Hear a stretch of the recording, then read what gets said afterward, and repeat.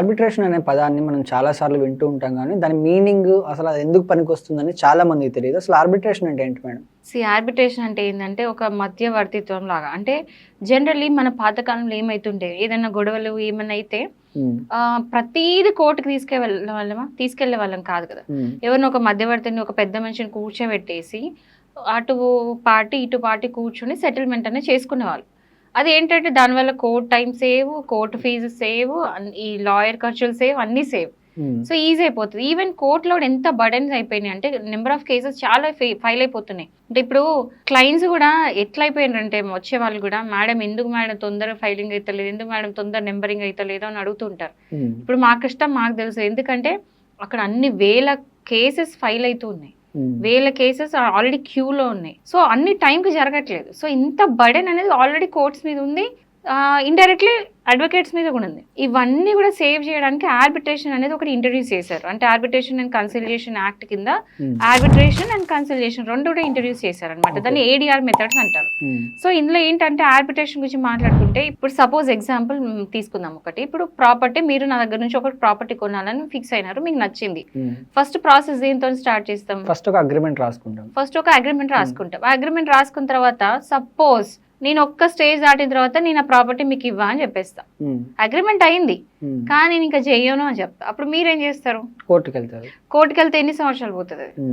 So ఇంత time waste వ్యవహారమే కదా. So you have to go to the court, అక్కడ అంత టైం వేస్ట్ అవుతుంటది. ఇప్పుడు ఏం చేయొచ్చు అంటే, ఈ అగ్రిమెంట్ ఏదైతే ఉందో, మీరు ఏదైతే మీకు నాకు మధ్యలో అయిన అగ్రిమెంట్ కొనాలి అనేది ఒక సేల్ అగ్రిమెంట్, దాంట్లో ఆర్బిట్రేషన్ క్లాస్ అనేది రాసుకోవాలి.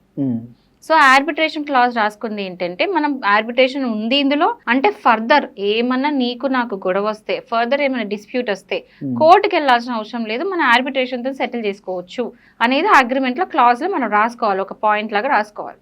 At the same time a place of arbitration, suppose Hyderabad అనుకోండి, place of arbitration would be Hyderabad అని చెప్పేసి కంప్లీట్ లైన్ లో రాసుకుంటే అగ్రిమెంట్లు ఉంటది. కాబట్టి ఒక్కసారి ఆర్బిట్రేషన్ అనే పాయింట్ మనం కనుక పెట్టుకుంటే కోర్టుకి వెళ్ళాల్సిన పని లేదు. దీనివల్ల ఎంత టైం సేవ్ అవుతుంది. సో ఒక్కవేళ మీకు నాకు మధ్యలో ఏమైనా డిస్ప్యూట్ అయితే, ఒకవేళ నాకు డిస్ప్యూట్ వచ్చినా మీకు వచ్చినా ఏం చేస్తాము? వెళ్తాం, కోర్టు నుంచి పర్మిషన్ తీసుకుంటాం, ఒక ఆర్బిట్రేటర్ని అపాయింట్ చేసుకుంటాం.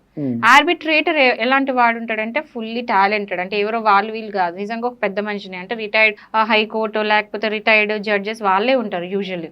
సో అలాంటి పర్సన్స్ వాళ్ళు ఆర్బిట్రేషన్ చేయడానికి ఎవరైతే క్వాలిఫై ఉంటారో వాళ్ళని మనం పెట్టుకుంటాం, మీరు నేను కన్సెంట్ ఇచ్చి. ఇంకేం చేస్తాము? ఒక ప్లేస్ సెలెక్ట్ చేసుకుంటాం, పోయి కూర్చుంటాము, అక్కడ ఆర్బిట్రేటర్ కూర్చుంటాడు, మీకు సంబంధించిన పేపర్స్ మీరు సబ్మిట్ చేస్తారు, ఎవిడెన్స్ సబ్మిట్ చేస్తారు, నాకు సంబంధించింది నేను సబ్మిట్ చేస్తాను. అట్లా సబ్మిట్ చేసిన తర్వాత ఎవిడెన్స్ ఒక కోర్టులో ఎలా జరుగుతుంది ప్రొసీడింగ్స్ అనేది అట్లనే అవుతుంది. అట్లా అయిన తర్వాత ఒక ఆర్బిట్రేషన్ అవార్డ్ అనేది శాంక్షన్ చేయబడుతుంది. ఆ అవార్డ్ అంటే ఏంటంటే ఇట్స్ ఈక్వల్ టు డిగ్రీ అనమాట. అంటే ఒక కోర్టు నుంచి మనకు జడ్జిమెంట్ కాపీ ఆర్డర్స్ ఎట్లా వస్తుందో అట్లనే వస్తుంది. ఇది తీసుకెళ్ళి మళ్ళీ కోర్టులో వేసేసినామంటే అది వ్యాలిడ్ అయిపోతుంది. సో దీనివల్ల ఏంటంటే ఎంత టైం సేవ్ చేసినట్టు, ప్రతి దానికి ఇప్పుడు ఆల్రెడీ కోర్ట్ చాలా ఓవర్ బర్డెన్. సో ఇంత బర్డెన్ ఇదంతా కూడా కోర్ట్ మీద తప్పించినట్టు అవుతుంది, టైం సేవ్ చేసినట్టు అవుతుంది, ఈవెన్ మనీ వైజ్ కూడా చూసుకుంటే దానికంటే తక్కువ ఉంటుంది. సో ఎవరైనా సరే, ఇప్పుడు నేను ఎగ్జాంపుల్ ఇచ్చిన ఒక సేల్ ఆఫ్ అగ్రిమెంట్కే కాదు, ప్రతి దానికి ఈ రోజుల్లో అగ్రిమెంట్ అంటే చాలు ఆర్బిట్రేషన్ ఫాలోఅప్ కావాలి. ఒక అగ్రిమెంట్ చేస్తున్నామంటే మేక్ ష్యూర్ అగ్రిమెంట్లో ఖచ్చితంగా ఆర్బిట్రేషన్ క్లాజ్ ఉందా లేదా అని చెక్ చేసుకోండి. అట్లా చెక్ చేసుకుంటే ఏంటంటే ఈ ఫర్దర్ డిస్ప్యూట్స్ అన్ని కూడా ఈజీగా ట్యాకిల్ చేయొచ్చు.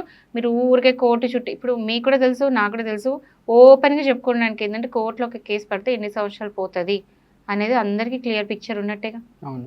సో అది అయిపోయేసరికి సపోజ్ ఇప్పుడు ఒక డెవలప్మెంటే అనుకోండి, డెవలప్మెంట్కి ఇచ్చాం, అపార్ట్మెంట్స్ కన్స్ట్రక్ట్ చేసాం, ఇప్పుడు బయ్యర్కును సెల్లర్కి ప్రాబ్లం అయింది, ఎన్ని రోజులు అపార్ట్మెంట్స్ అమ్ముడు పోకుండా ఉంటే ఇద్దరికి నష్టమే కదా. కోర్టుల కేసు తేలేదాకా అది అట్లే పడి ఉంటుంది, అప్పుడు అందరికి నష్టమే, మనీ అంతా స్టక్ అయిపోతుంది. సో అవన్నీ కూడా మనం అవాయిడ్ చేసిన వాళ్ళు అయితే. సో కమింగ్ టు ఆర్బిట్రేషన్, ఇట్లా ఈవెన్ ఎంప్లాయ్మెంట్ దాంట్లో కూడా మనం పెట్టుకోవచ్చు, లేకపోతే ఇట్లానే ఏ అగ్రిమెంట్ అయినా సరే పెట్టుకోవచ్చు.